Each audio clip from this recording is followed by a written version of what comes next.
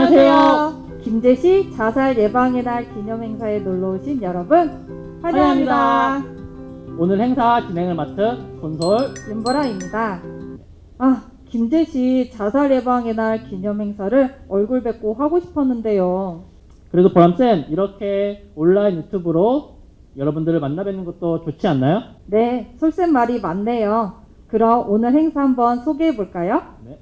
오늘 행사 1부에서는 네. 부부의 세계, 사이코지만 괜찮아 이 두 편의 드라마 속 주인공들이 어떠한 정신건강 위험성이 있었는지 내부자들이 짚어주는 시간이 되겠습니다. 그럼 김제시 정신건강복지센터장님의 개회사를 시작으로 본격적으로 행사를 시작하도록 하겠습니다.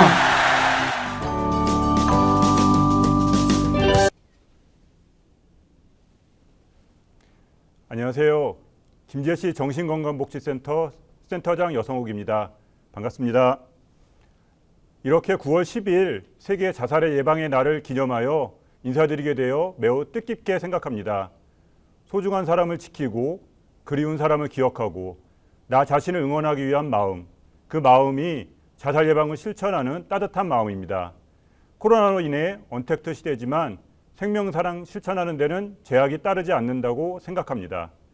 자살 예방을 위한 마음으로 각자 다른 장소지만 모두 함께 온라인 방식으로 생명사랑 북토크 콘서트를 시청한다면 시청하는 모든 분들이 자살 예방에 함께한다고 생각합니다. 통계청 자료에 따르면 대한민국 하루 평균 자살 사망자 수는 37.5명으로 40분마다 한 명씩 자살하는 대한민국입니다. 김제시도 전라북도에서 높은 자살률을 보이고 있어 그에 대한 예방 및 대책으로 지역 맞춤형 자살 예방 교육, 캠페인, 자살 위기 개입 등의 다양한 사업을 진행하고 있습니다. 자살로부터 안전하고 행복한 김제시를 만들기 위해서 자살 예방 사업을 진행하는 데 최선을 다하겠습니다. 우리 모두 자살 예방 함께 합시다. 그리고 동영상도 끝까지 시청해 주시길 부탁드립니다. 감사합니다.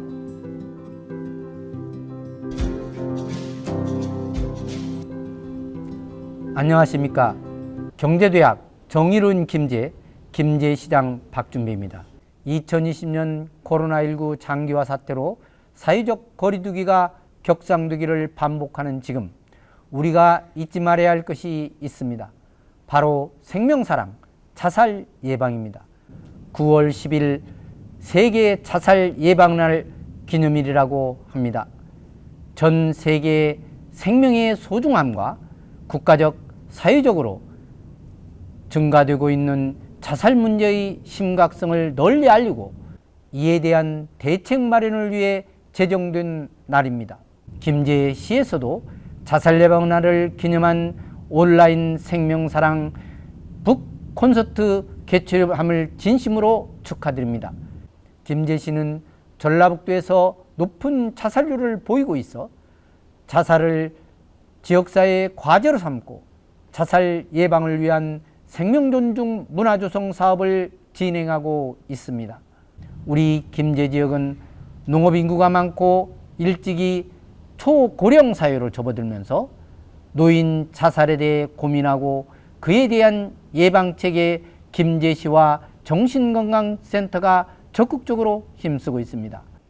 이 동영상을 보고 계신 분들은 각지 다른 장소지만 생명사랑이라는 한마음으로 소중한 사랑의 생명을 위해 함께하고 있습니다.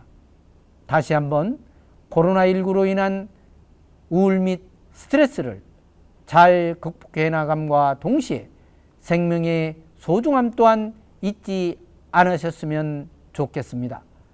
다 같이 외쳐봅니다. 자살 예방, 우리 작은 관심에서 시작합니다. 함께해요. 김제시가 자살 예방 실천에 최선을 다하겠습니다. 감사합니다.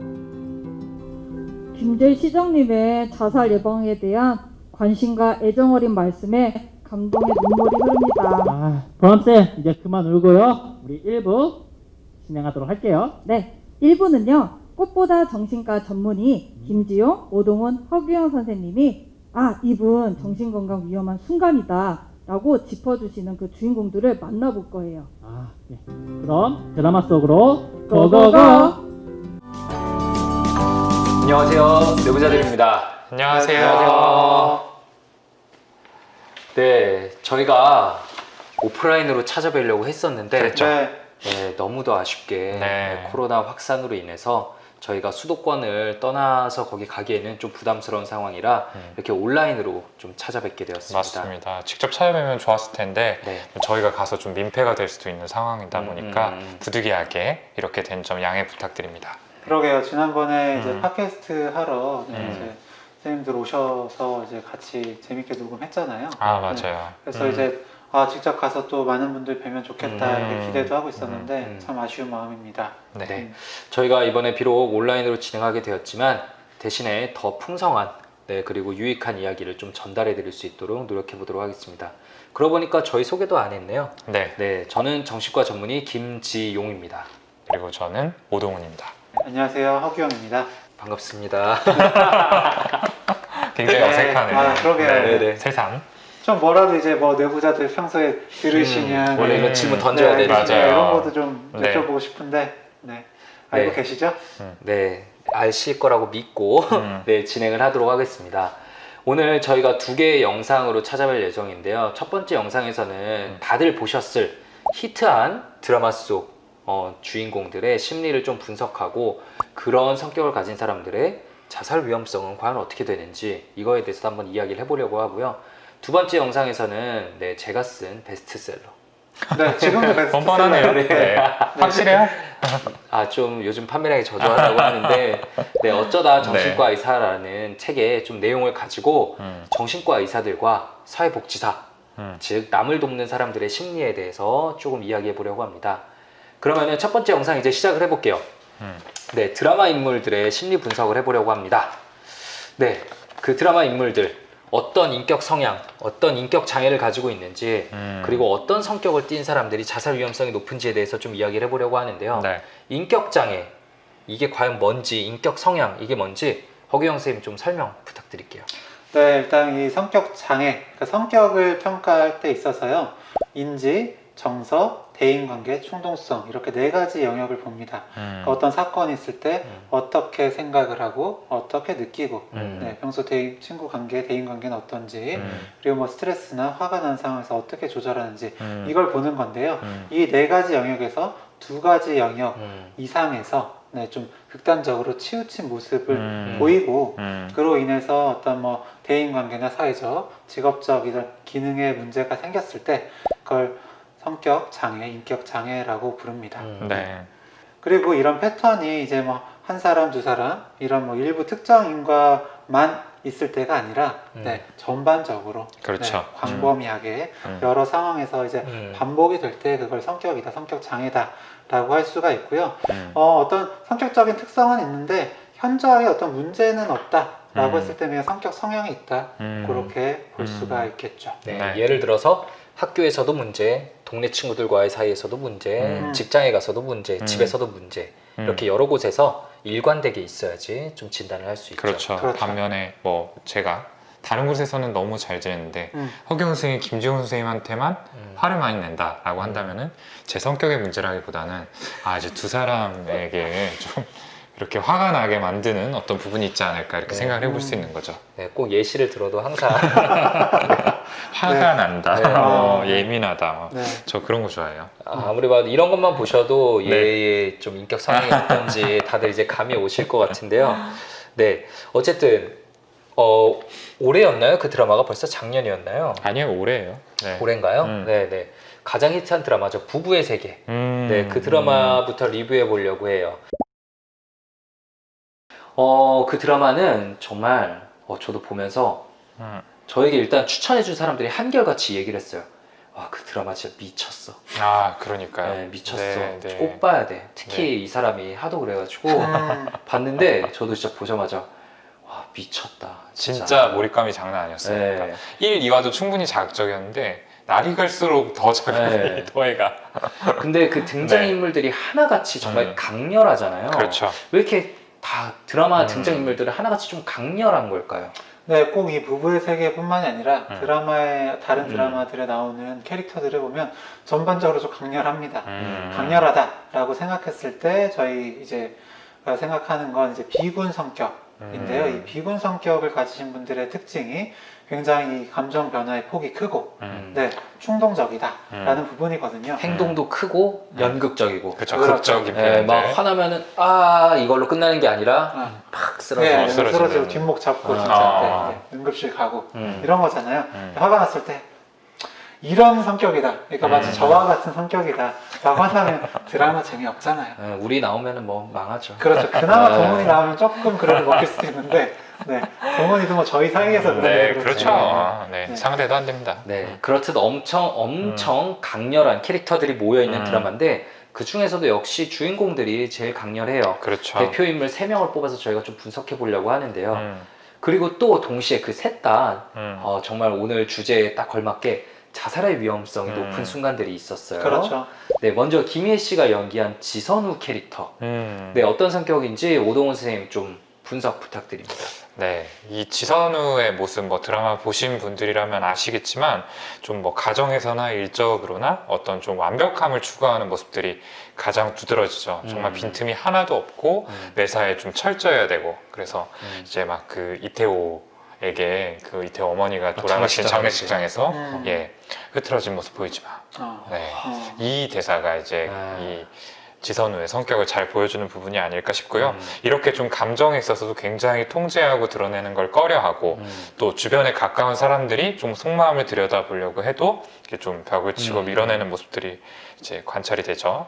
그리고 타인을 굉장히 의식을 많이 하고 어떤 면에서는 좀 지나치다고 할 정도로 그런 모습들을 보이면서 또 도덕적인 기준이 굉장히 높고 이런 특성들을 봤을 때 좀 강박성 인격, 강박성 성격의 성향을 띠지 않았나라고 좀 생각을 해볼 수 있을 것 같아요. 네.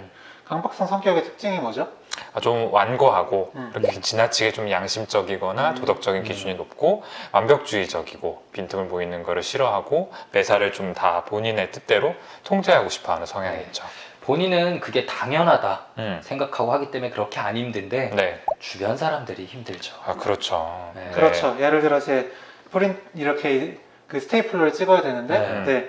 이렇게 일자로 찍어야 되는데 왜 사선으로 찍었냐 이런 거 가지고 디테일 가지고 그렇죠. 네, 본인만의 룰을 강요하는 게 이런 좀 강박성 성격을 가지신 네, 분의 맞습니다. 특징이라고 할 수 있겠죠. 그래서 사실 많은 사람들이 이태호를 굉장히 욕했지만 동시에 정신과 의사로서 이태호의 삶이 또 얼마나 스트레스 받았을지 공감되는 부분이 있었기 그렇죠. 때문에 네. 마냥 비난하기만은 또 힘들었던 것 같아요. 좀 숨막혔을 거예요, 분명히. 네. 네, 그리고 또 감정적으로 굉장히 좀 억제된 면이 컸기 때문에 이렇게 좀 서로 속마음을 터놓고 얘기한다든지 속마음을 알아주고 공감해준다든지 이런 기회는 굉장히 제한이 되지 않았을까 그런 생각이 듭니다. 그러다 보니까 감정적으로 다가와주는 좀 더 깊게 이야기를 할 수 있는 것 같은 여다경한테 빠져들어간 건데 이거 완전 변호해주는 것 같네. 네, 이러면 안 되는데 어쨌든 잘못한 속마음이 거죠. 나오셨네요. 네, 어쨌든 잘못했어요. 네, 그럼 그런 이태호는 어떤 성격인지 허경 선생님 좀 분석 부탁드릴게요. 네, 이태호 이제 아마 드라마 보신 분들이라면 네, 이 대사 아시겠죠?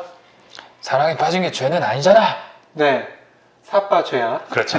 사빠죄야라는 사빠죄야. 네. 네, 이런 유명한 대사가 있는데 이 너무 감명 깊었어요. 예, 대사를 네. 보고 진짜 많은 분들이 네. 그 공부를 하셨고 그쵸. 보신 분들이시라면 같이 한번 화를 내지 않으셨을까라는 생각이 드는데 이런 걸 봤을 때 저는 굉장히 나의 이익이 중요하고 네, 나에게 이익을 위해서 뭐 다른 사람들을 막 착취하고 막 상처 줘도 괜찮은 네, 그런 어떤 반사회성 성격이 아닐까라고 생각을 했었거든요. 근데 드라마 이제 회차를 거듭하면 거듭할수록 그냥 마냥 이제 본인의 이득만, 그러니까 욕구에만 충실한 게 아니라 굉장히 죄책감에 힘들어하는 모습들이 나왔어요. 그러니까 반사회성 성격이라고 하면 죄책감이 없는 게 가장 큰 특징인데 그렇죠. 이 사람은 마음속으로 힘들어하긴 굉장히 힘들어요. 아닌 척하고 차가운 척하지만 실제로 막 속에서는 미칠라 그러죠. 네.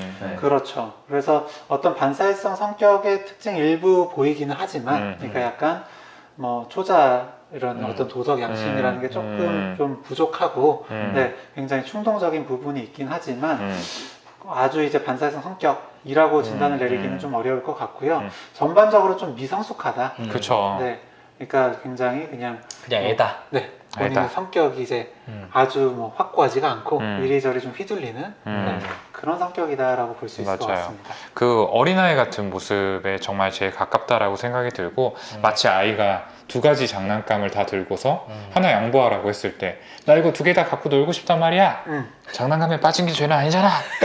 네. 이런 장빠져야. 느낌이죠. 네. 그럼 똑같은 적절했어. 거죠. 그러면서 네. 이제 혼나면은 힝 왜 나 미워해 라고 하면서 괴로워하는 그런 네. 아이의 모습으로 생각해 볼 수 있을 것 같아요. 그렇죠. 성인이라면은 자기가 좀 손해를 봐야 되는 부분도 당연히 책임감을 가지고 좀 져야 되는 건데 얘는 그게 안 되는 거예요. 네. 다음으로 이제 마지막 그 둘 사이의 아들인 이준영. 네, 준영이 정말 안쓰러웠죠. 네. 네, 많이 힘들어하고 근데 동시에 또 오락가락하는 모습을 보여서 보는 사람들이 준영이를 또 엄청 비난하기도 했어요. 너무 답답하다, 고구마 같다. 네. 그렇죠. 그래서 저도 근데 준영의 심리를 생각해보면 생각해볼수록 또 공감되는 부분이 많아서 그거 가지고 칼럼 글을 쓰기도 했었는데 역시 소아정신과 전문의께서 제일 잘 알 수 있겠죠. 이럴 때 잘 걸고 넘어지시더라고요. 네. 네. 준영이 성격은 왜 그런 건가요? 뭐 글쎄요. 뭐 여러 가지 요인들이 작용을 했을 거고 이제 뒤쪽에서 저희가 더 드릴 말씀에서 언급을 할 텐데요. 일단은 준영이 보여지는 모습만 놓고 어떤 성격이냐를 이야기를 해보면은 경계성 성격이 좀 가깝지 않을까 이런 생각이 들어요. 왜냐하면은 그 극단적인 이상화와 평가절하를 반복한다라는 생각이 들거든요. 네. 그게 네. 어떤지 좀 자세히. 그렇죠. 네. 네. 그러니까 조금만 본인의 마음에 들지 않는 모습이 나타나면은 엄마 싫어 하면서 확 아빠에게로 가버리고 거기서 또 뭔가 원하는 대접을 받지 못하면 또다시 아빠 싫어 라고 하면서 엄마에게로 확 가버리고 이렇게 좀 엄마 아빠 사이를 왔다 갔다 하면서 이제 이상화. 그러니까 엄마가 최고야. 대신 아빠는 완전히 나쁜 사람이야. 네네네. 분리하는 거죠. 네, 네. 이제 엄마에게 실망하면은 엄마는 정말 최악이야. 보고 싶지 않아. 다시 아빠가 최고야. 하면서 아빠에게 가버리기도 하고. 예. 이런 게 이제 경계성 성격에서 흔하게 나타나는 패턴이죠. 경계성 성격의 대인관계에 있어서. 그래서 좀 안정적인 관계를 유지하기가 어렵다라는 게 특징인데요. 게다가 학교 친구들과의 관계까지 좀 많이 무너졌잖아요. 그렇죠. 그러면은 뭐 이제 경계성 인격 장애를 진단해도 되는 건가요? 그렇지는 않습니다. 네, 경계성 성격과 비슷한 모습을 띠고 있지만 준영이는 나이가 어린 중학생이죠. 예, 이 나이 때는 성격 장애를 진단하지 않아요. 청소년기는 흔히 이제 정체성이 확립되어 있지 않고 뭐 자아를 찾아가는 시기다. 뭐 이런 얘기들 많이 하잖아요. 네. 예, 여러 가지 모습들이 혼재돼서 나타날 수 있고 이게 한 가지로 좀 고착화되어 있다라고 보기 어렵기 때문에 한 가지 성격 장애라고 진단하지는 않습니다. 그래서 대개는 후기 청소년기 아니면은 이제 20대 초반 이쯤부터 성격 장애를 진단한다. 이렇게 알고 계시면 좋을 것 같아요. 게다가 준영이는 자 그렇게 안 그래도 원래 좀 질풍노도의 시기라고 할 수 있는 중학생인데 그렇죠. 네, 부모님 그렇게 믿어왔던 부모님들이 싸우고 무너지고 그런 극단적인 스트레스 상황에서는 그렇죠. 감정 기복이 커질 수밖에 없어요. 네, 거기서 잘 버티면 그게 더 이상한 거죠. 그렇죠. 근데 게다가 준영이는 거기서 잡아주는 나머지 가족 구성원도 없었으니까 네, 더 힘들었을 거고 보면서 다들 뭐 준영이 욕하신 분도 많을 텐데 정말 저희 중 누구라도 그 상황에 처하면 그렇게 될 수 있다 맞아요. 라는 점은 다 생각해 주시면 좋을 것 같아요. 네. 네. 근데 이제 결국에는 이 셋 다 좀 자살의 위험성을 보였단 말이죠. 그렇다면 허경 선생님께 하나 질문 드리고 싶은데요. 많이들 궁금해 하실 것 같아요. 어떤 인격 성향을 띈 사람이, 어떤 인격 장애를 가진 사람이 더 자살의 위험성이 높은가? 라는 질문이 나올 수 있을 것 같은데요. 어떤가요? 아마 뭐 궁금해 하시는 분들도 계실 수도 있고 이미 알고 계신 분들도 계실 수 있는데 아마 이제 성격 장애와 자살의 위험성을 생각했을 때 가장 먼저 떠오르시는 건 아무래도 경계성 성격이시긴 할 것 같아요. 네, 굉장히 이런 충동적이고 네, 이런 그 대인관계 패턴이 불안정한 그런 성격이기 때문인데 실제로 뭐 연구한 논문들이 몇 가지가 있는데 좀 결과들이 좀 다르긴 하거든요. 근데 보통은 비군 성격, 그러니까 감정의 폭이 크고 이런 충동적인 성격, 그 중에서 경계성 성격과 뭐 자기애성 성격 이런 성격이 자살의 위험성과 높다 라고 되어 있고요. 그런데 꼭 이런 성격적인 부분만 가지고 이제 평가하기는 어렵고, 이 동반 질환이 뭐가 있느냐, 우울증이 있느냐, 혹은 뭐 알코올 사용 장애가 있느냐, 이런 것들이 중요하거든요. 그러니까 단순히 뭐 C형 성격, 예를 들어서 회피성 성격이라 하더라도, 그러니까 내가 막 사람들이랑 어울리는 게 좀 힘들고 새로운 자리 가는 게 어렵고, 그래서 이제 술을 한 잔, 두 잔 하다 보면 알코올 사용 장애에 빠질 수 있고 2차적으로 뭐 위축되고 우울증에 빠질 수 있는 거거든요. 이렇게 되면 자살의 위험성이 높아질 수 있기 때문에 여러 가지를 좀 같이 고려하는 게 필요하겠죠.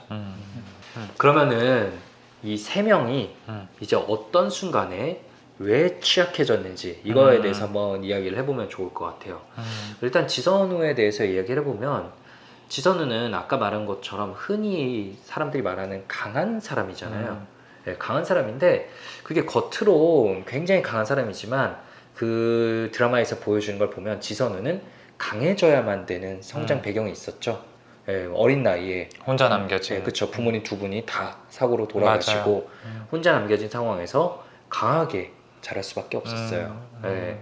그런데 아마 속으로는 또 상처받는 것들이 엄청 많았을 거라고 생각하는데 자신의 약함을 보여주면은 또 이제 뭔가 위협을 느낀다고 그렇게 느끼는 상황들이 많았을 거라서 그런 걸 남한테 잘 드러내지도 못하고 남에게 기대지 않으면서 지내왔을 거라고 생각을 합니다. 그래서 지선우 나름대로는, 그러니까 이렇게 겉으로 감정을 굉장히 안 보여주는 사람이지만 그래도 나름대로 자신은 감정을 보여주고 친하게 지낸 게 이제 가족들이었죠. 게다가 원 가족들이 다 사라졌으니까 새로운 가정에 가지는 그 기대값은 더욱더 높을 수밖에 없었을 거고요. 맞아요. 예, 자신 나름대로는 정말 듬뿍 사랑을 주고 최선을 다하고 있는 곳이었는데 남편에게 배신을 당했을 때 그 배신감은 아마 이런 배경이 없는 사람보다 그 배신감이 훨씬 더 컸겠죠. 근데 역시 지선우는 강한 사람이기 때문에 이것까지도 그냥 버텨냈어요. 예, 버텨내고 거기서도 이제 또 남은 아들에게 더욱더 사랑을 기울이고 애정을 기울이면서 어떻게든 잘 해보려고 했는데 이제 아들에게도 배신 비슷한 상황이 나오죠. 네, 떠나는.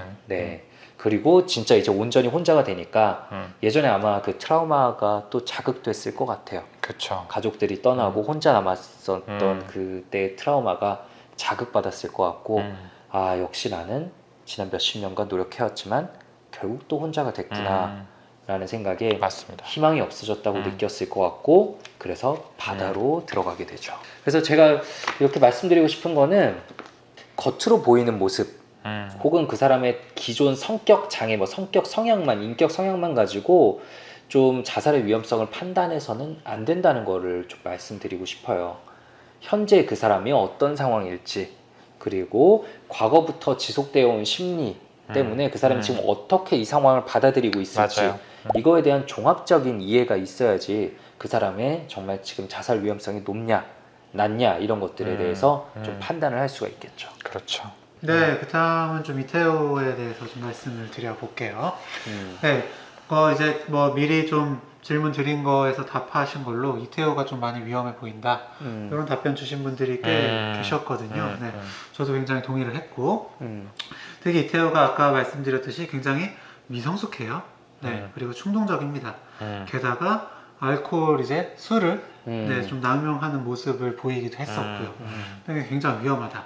그리고 이제 아까 띄워드린 표에서 보시면 개인적인 이제 위험 요인으로 어떤 높은 기대 수준, 그리고 낮은 자존감, 이런 게 영향을 준다고 했는데, 이태호가 나름대로 본인이 생각하는 모습, 네, 굉장히 인정받고 싶은 그런 목표는 높은데 그게 안 되거든요. 게다가 지선우랑 계속 그게 비교가 되면서 더 위축이 됩니다. 네, 그래서 그 인정 욕구는 더더욱 뭐 채워지지 않고 힘든 상황에서 그렇죠. 그게 어쩔 수 없이 좀 여다경을 통해서 좀 충족되고 한 부분이 있는데, 그런 만큼 기본적으로 자존감이 좀 낮은 사람이거든요. 네, 그렇기 때문에 본인에 대해서 뭔가 공격이 들어온다든지 하는 상황이 굉장히 힘들게 느껴질 거고요. 네, 굉장히 쉽게 무너져서 2차적으로 어떤 자살, 이런 행동으로 연결될 가능성이 높습니다. 실제로의 드라마에서도 이런 충동적인 모습을 보여주기도 했었고 네, 아직 이 문제가 완전히 해결됐다고는 보기 어렵기 때문에 네, 굉장히 자살의 위험성이 높지 않을까 네, 저도 그렇게 생각합니다. 그렇죠. 충동적인 사람이고 그 자살을 시도하는 그 모습도 굉장히 충동적으로 그렇죠. 뛰어들면서 이렇게 나오잖아요. 차로 뛰어들었죠. 그래서 와, 드라마에서 정말 캐릭터 분석을 제대로 했구나 라는 생각이 들기는 했어요. 그러게요. 참 방법도 위험해요. 네. 네, 보통 뭐 이렇게 많이들 하시는 게 뭐 이렇게 손목을 긋는다거나 약을 뭐 과량 드신다거나 하는 건데 그런 방법도 더 위험한 방법을 할 수도 있는 거니까 또 남성이라는 것 자체가 맞아요. 네, 어떤 자살의 위험 요인이죠. 위험 요인이잖아요. 그러니까 시도 자체는 여성분들이 더 많이 하는데 참 안타까운 표현이지만 자살 성공률은 남성이 남성이 더 높죠. 왜냐하면 맞아요. 더 충동적이고 더 공격적인 방법을 사용하기 때문입니다. 네. 마지막으로 준영이에게도 위험한 순간이 있었죠. 그렇죠. 근데 준영이는 어린아이잖아요. 이 어린아이들은 부모의 이혼이라는 상황을 접했을 때 이것들을 이제 어른들이 생각하는 것과는 좀 다르게 받아들이는 경향이 많아요. 어른들이 밖에서 봤을 때는 어느 한쪽의 잘못 혹은 뭐 외부적인 요인 이런 게 많이 작용을 하더라도 아이들은 이거를 이제 내 책임으로 돌리는 경우가 많거든요. 나만 잘했으면 이 가정이 깨지지 않았을 거야 라는 그렇죠. 생각을 네. 하는 시기죠.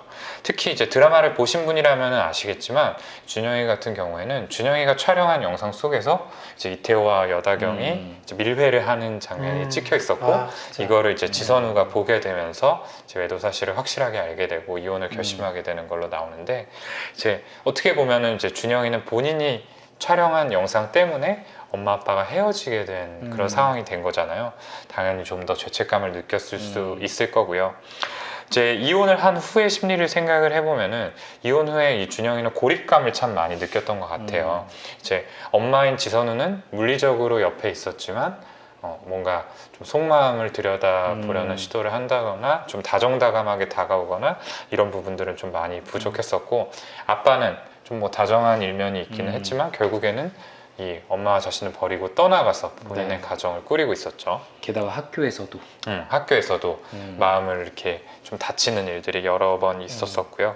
특히 이제 시간이 지나면서 엄마는 엄마대로 이제 그 정신과 의사인 김윤기와 이제 어떤 관계로 좀 발전을 하게 되고 아빠는 가정을 꾸려서 아이를 낳게 되고 이렇게 되면서 준영 입장에서는 본인이 좀 혼자 남겨졌다는 어디에서도 좀 받아들여지기 어려울 거라는 그런 생각을 했을 거고요. 좀 이방인처럼 느끼지 않았을까라고 생각이 돼요. 근데 그렇게 좀 누구와도 연결되어 있지 못하고 단절되어 있다라고 느끼는 순간에 인간이 이렇게 자살이라는 것을 선택하는 경우가 흔하거든요.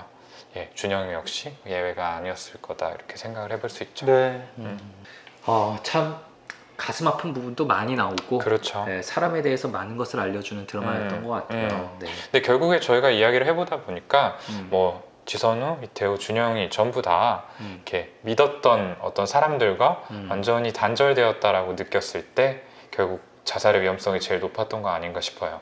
지선우도 마지막 끈이라고 생각했던 아들이 떠났을 때, 네. 이태호도 여다경에게 버림받고 지선우랑 준영이를 앉혀놓고 우리 다시 잘해보자 라고 했는데 거절당했을 때 그때 자살을 시도를 했죠. 네, 이런 것들을 보면은 유대감이라는 게 참 중요하지 않나 라는 생각이 들어요. 맞아요. 참 그렇게 잡아주는 손, 잡아주는 끈이 중요한 것 같고요.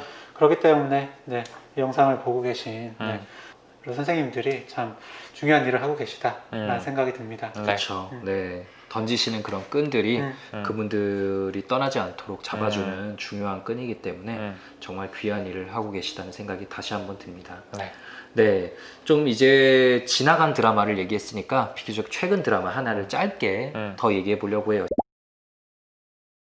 최근 드라마 아주 히트친 드라마죠. 사이코지만 괜찮아. 거기도 여러 가지 캐릭터들이 나오는데 사실은 배우 그 김수현 씨가 나온다고 해서 굉장히 이제 화제가 됐는데 그렇죠. 김수현 씨보다 다른 캐릭터가 훨씬 더 히트를 쳤단 말이에요.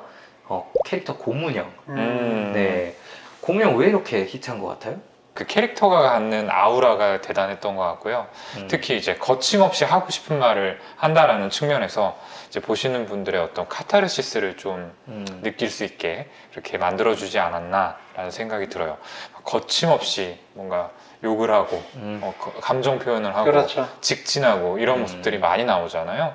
예, 그런 게 좀 매력적으로 느껴졌던 것 같습니다. 왜 매력적으로 느껴질까요? 그런 게?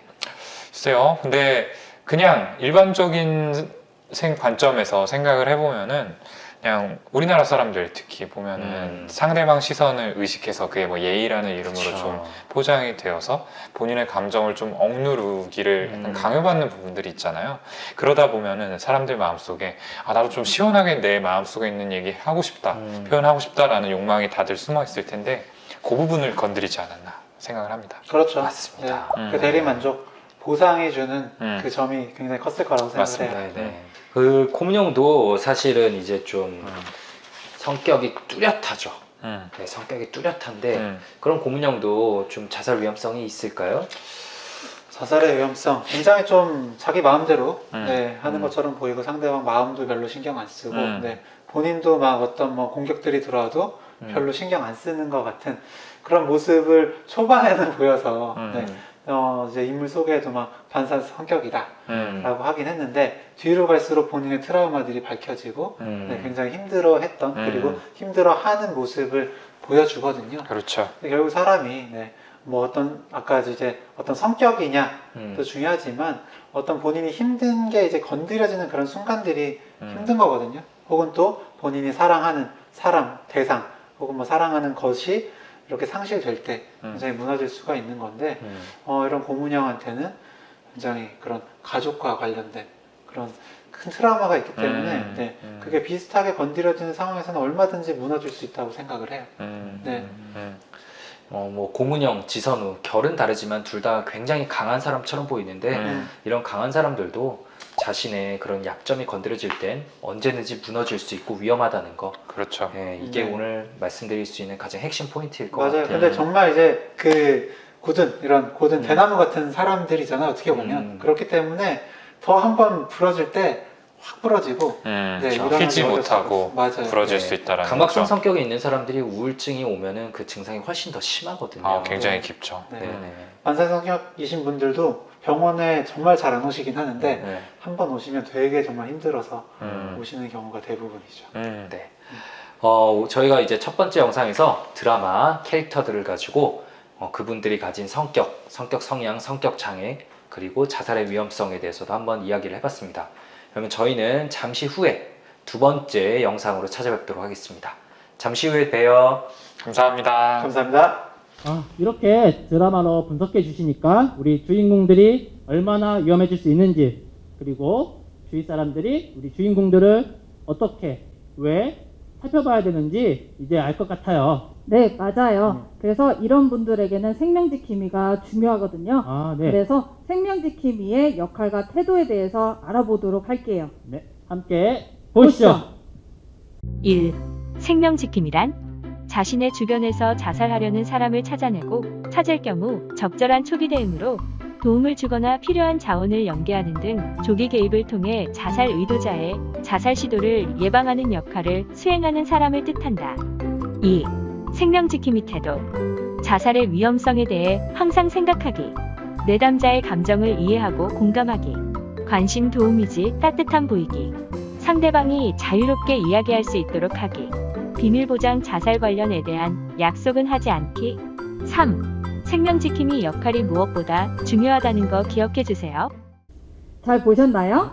여러분은 소중한 생명을 구할 수 있는 생명지킴이가 될 수 있습니다. 네, 여러분 주위에 자살 징후가 있는 분들이 계신지 한번 잘 살펴봐 주시기 바랍니다. 자, 보람쌤, 그럼 우리 2부로 넘어가 볼까요? 네, 이분은 어쩌다 정신과 의사 북토크 타임인데요. 네. 이 책의 저자 김지용 선생님이 정신과 경험을 토대로 공감, 소통 스토리를 들려주신다고 합니다. 제가 가장 기대되는 시간인데요. 빨리 만나 뵙고 싶네요. 그러면 김지용 선생님을 불러야 되는데요. 네, 불러보도록 하죠, 그러면. 이쪽에서 부르면 될 것 같습니다. 이쪽인가요? 네. 김지용 선생님!